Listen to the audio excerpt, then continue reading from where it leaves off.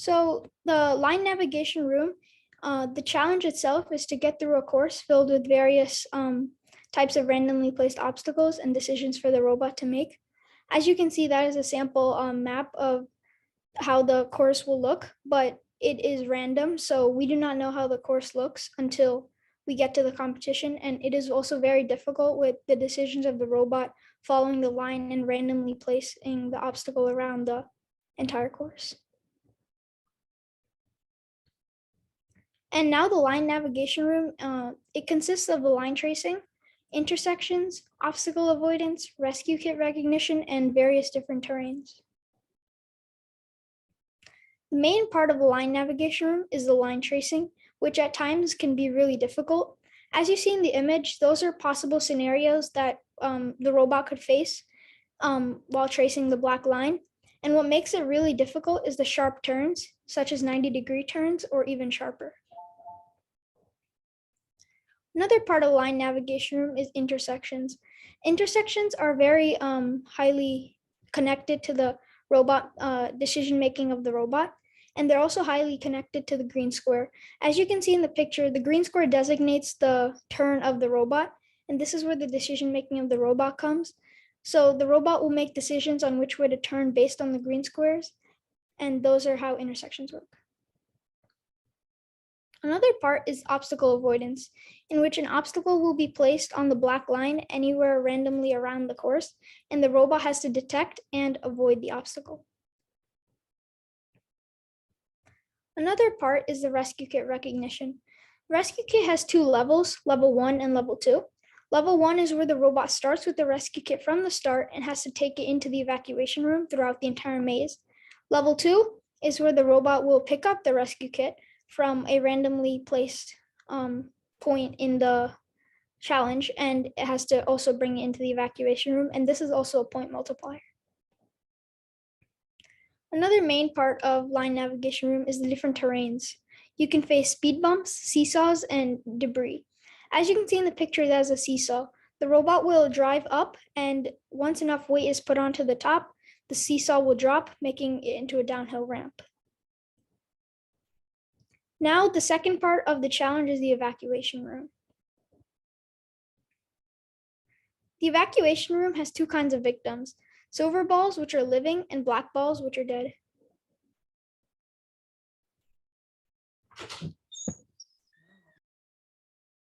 The goal of the evacuation room is, it has two levels, level 1 and level 2.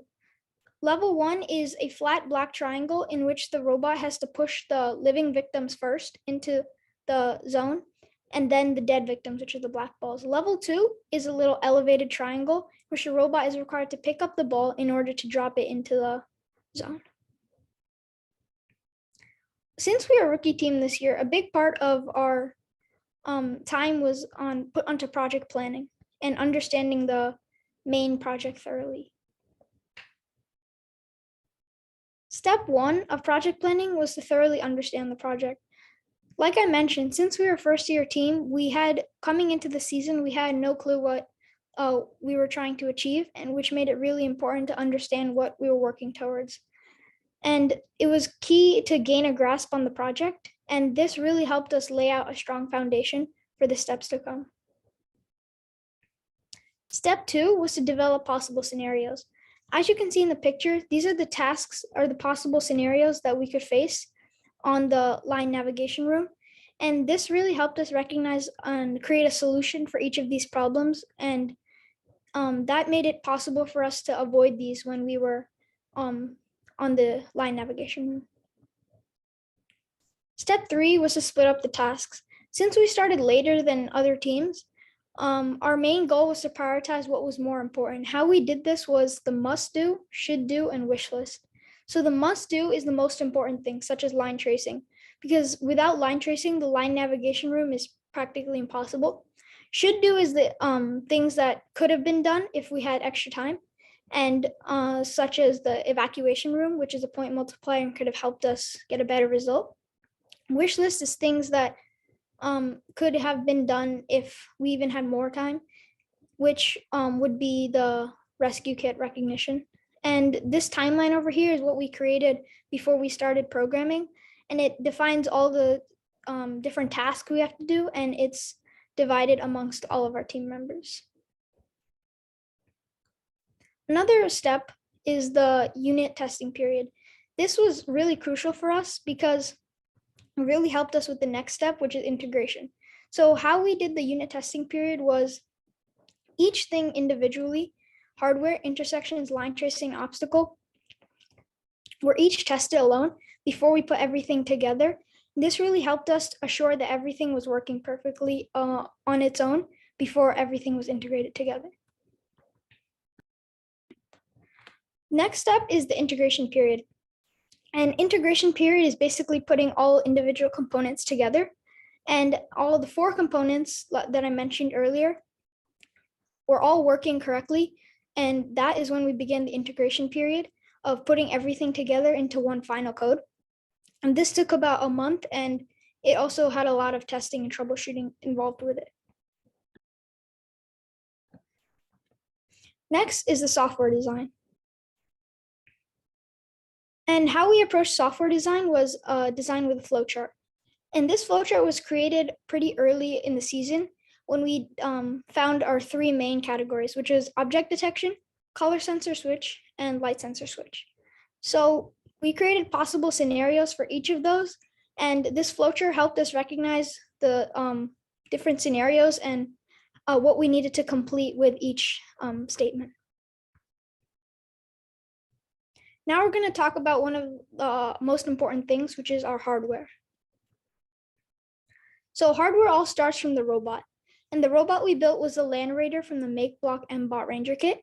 And because we started later than other teams, our time frame did not allow us to design a custom robot. And this robot is not meant to be customized, but we did attach some third-party sensors and we customized them as much as we could. Next, with the robot is the treads. The treads are the rubber things you see going around both wheels. And this really helped us because it took out the worry of speed bumps and ramps, as it was able to easily cruise through both of the obstacles. Another part of hardware that was really crucial for us was the 3D sensor mount. So we did this because we needed to add a color sensor. And as I mentioned earlier, our robot was not very customizable. It wasn't meant to be customized, so we had to go out of the zone and 3D print. And as you can see at the bottom right, that is a model of our 3D printed sensor mount. You can also see it attached on our robot, and it accommodates the 2 color sensors and the 1 light sensor. So our hardware was pretty good this year, but it was definitely, we could make many more improvements for next year. And one of the most important things that we could improve is a more versatile chassis, which would make it easier to mount sensors and increase flexibility. As you can see on our original robot, there's not a lot of mounting space on the front and sides. So we had to be really selective of what sensors we used when we were attaching them onto a robot. Now we're going to talk about obstacle detection and object avoidance. So what sensor we used for this was the ultrasonic sensor, which is meant for detecting and avoiding obstacles. Ultrasonic sensor did have some issues, as the first one was sensing the ramp as an obstacle, and the next one was the sensor was too low, which caused the sensor to hit the speed bump when we would try to go over it. How we fixed the first one, which was seeing the ramp as an obstacle, was by adding a 6x3 rectangular piece, as you can see in the image, that resulted in the height of the sensor being raised. And the other one, the next issue of the speed bump, we solved by raising the sensor as well with our 6x3 rectangular piece. Now that was all about object detection, and now we're going to talk about how we actually go around the obstacles. So we decided to use motor encoders instead of hard coding the turns because motor encoders are more efficient. And how we did this was by developing a mathematical solution. So as you can see in the image below, hard coding the turns, it does get the job done, but it's not very efficient. You can see it has many commands of going forward, turning, and going forward, turning, going forward again. As you can see, compared to the mathematical solution, it's simple in just going around in a semicircle, which is way more efficient. Now this is round one of the competition, the obstacle avoidance. As you can see, the robot goes around the object in a semicircle and then continues line tracing again. Now we're going to show you the details of the solution that we developed. So one motor, any motor, is equal to a set speed. The other motor is equal to that same speed times an object radius plus the width of the robot divided by that same object radius. And the object radius is found by measuring the diameter of the obstacle and then dividing it by 2. And the robot width was found approximately by measuring the front of the robot horizontally. And as you can see at the bottom, that is some piece of our code of the mathematical solution. So you can see the left motor equal to the set speed of 75, and the right motor is equal to that same speed with the object radius and the robot width. So now some future improvements with the ultrasonic sensor. Our obstacle code and our mathematical solution worked very well for us, as it was easily and very efficiently able to go around the obstacle. But as we project to do evacuation room next year, we want to incorporate a laser sensor, which would provide us with more precision in finding the evacuation zone and detecting the walls. This sensor would do that, but with more precision, it would make it easier for us as well. The next thing we want to talk about is line tracing and line tracking. So for our line tracing algorithm, we use the make block sensor that came with the kit, which has 2 separate modules you can see here. Both of these modules can only detect black and white. And so because of this, we developed a left side simple line tracing algorithm. So as you can see in this picture, our line sensor was mounted in the middle of our robot, which allowed us to trace the left side of the line easily.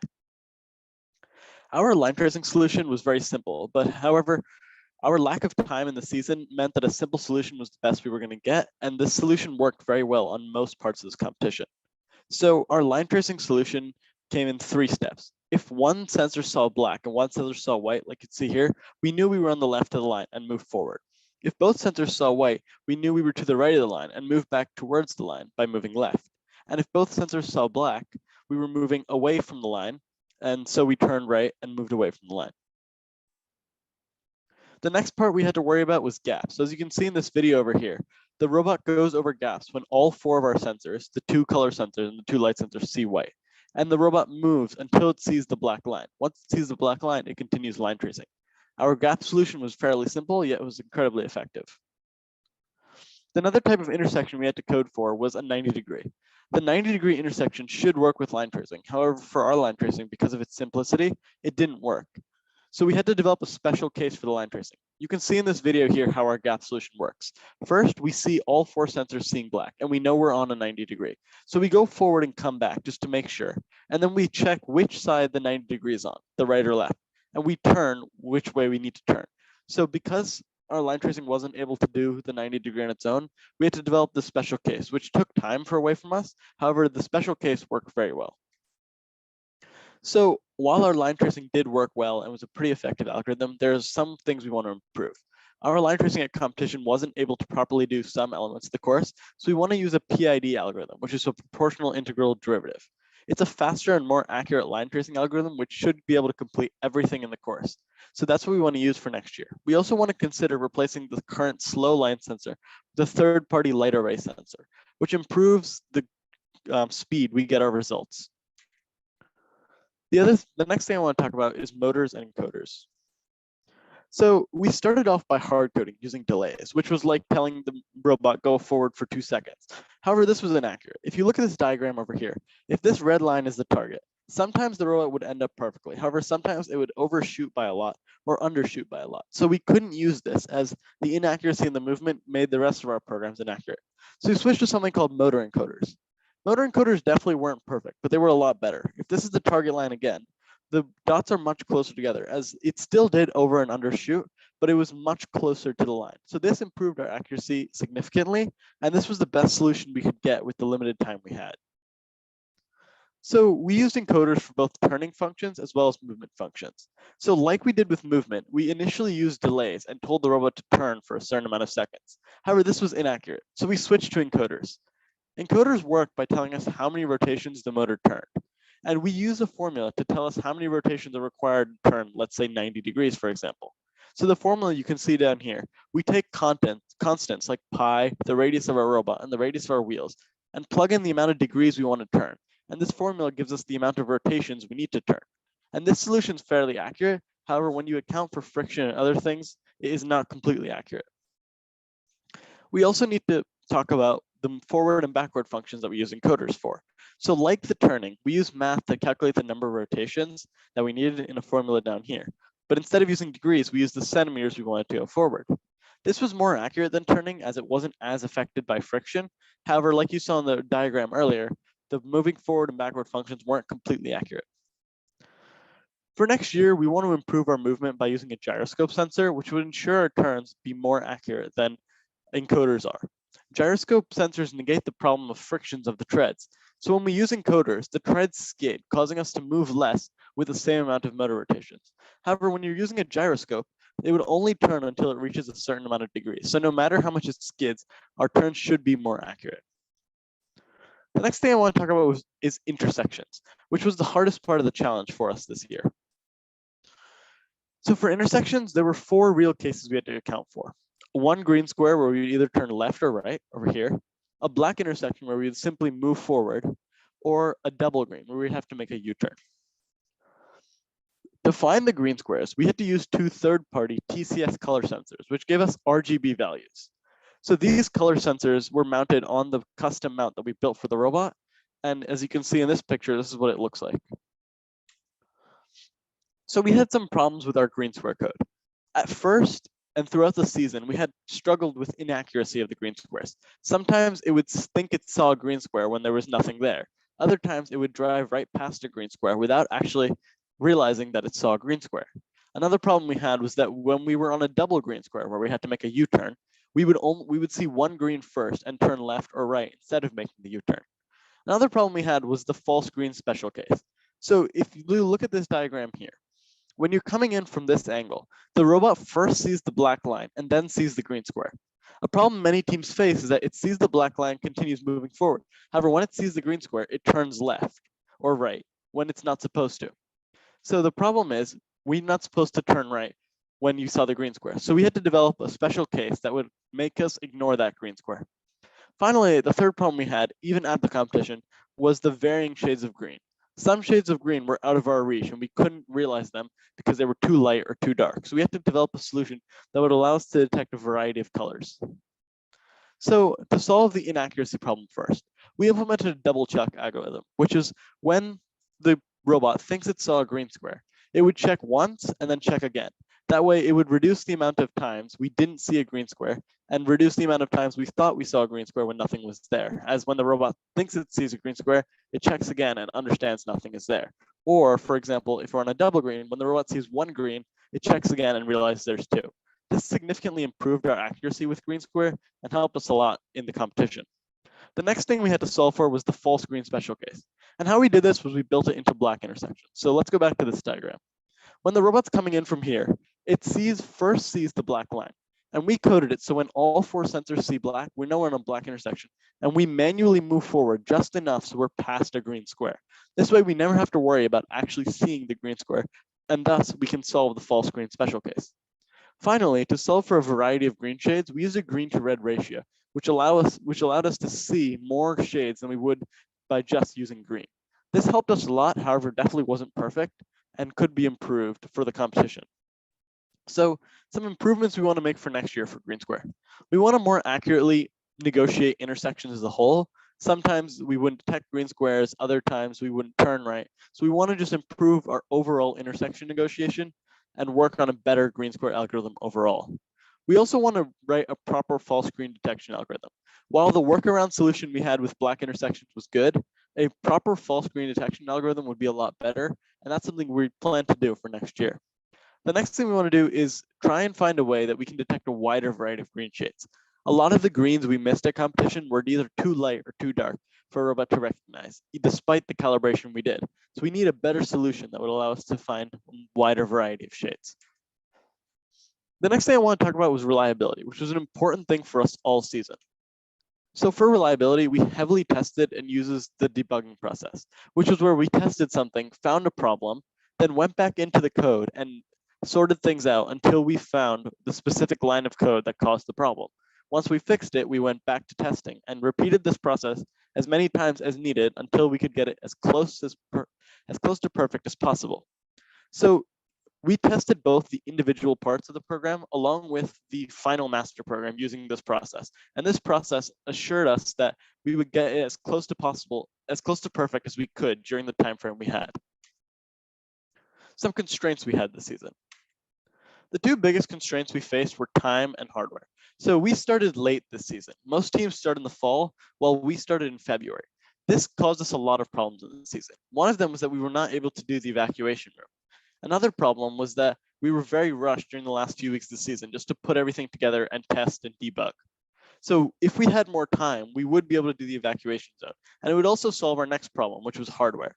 Our chassis was fairly simple and had a low amount of mounting space, as you saw earlier.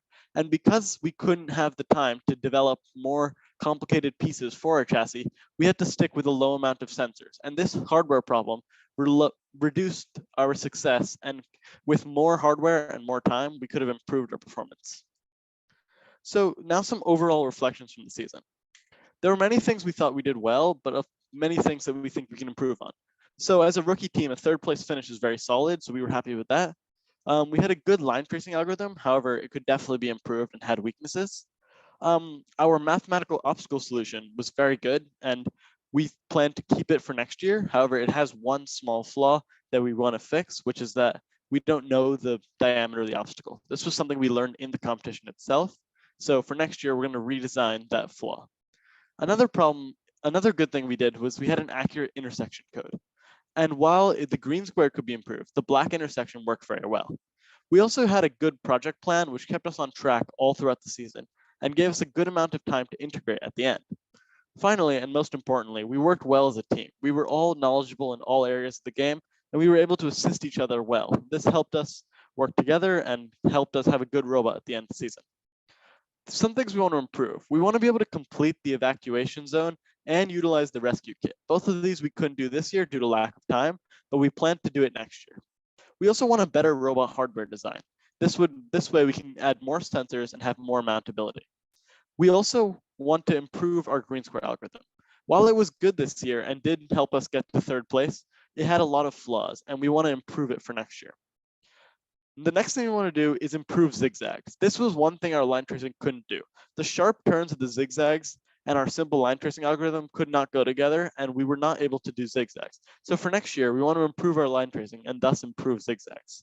Finally, we want to improve our movement and stray away from encoders for turns and use the gyro. Thanks for your time and thanks for attending. Do you have any questions?